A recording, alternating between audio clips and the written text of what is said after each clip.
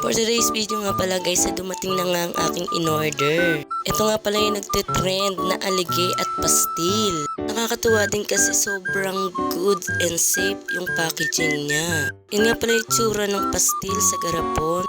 At syempre ito ring alige. Pa nga bang hinihintay natin, tikiman time na. So yun guys, meron pala ako dito kanin yan. At saka yung itlog. Alige siya yan. Yan, pastil. Kaya bumili ko na, hindi pa ako nakapagsahin, kaya bumili muna ako ng kanin. Test muna natin to guys. Ayan, bago pa siya. Ang bango, may alige nga siya. Ayan. Oh my gosh. Tingnan niyo guys.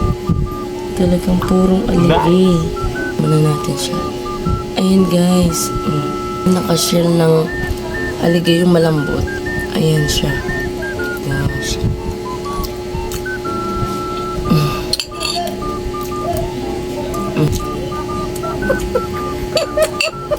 Ang sarap guys. Walang halong biro. So second naman natin ito. Pastil. Pumurin siya no. So titikman natin siya guys. Ayan.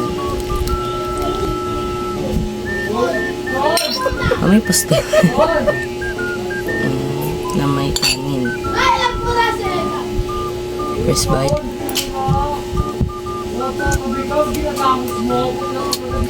Goods naman guys, pero hindi talaga ako mahilig sa matamis ha. Baka hindi ako mahilig sa sweet and sour.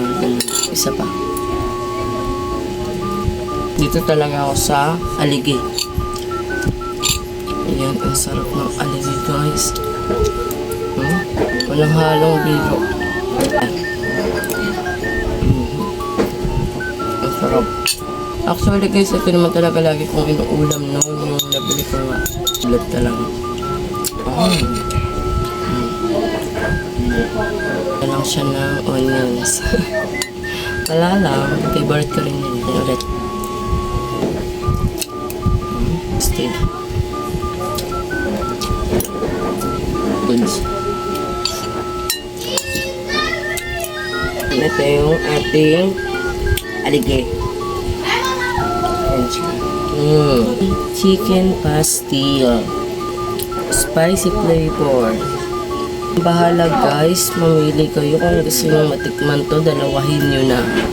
Pero sa akin mas okay ako dito. For me. Yun lang guys, share ko lang.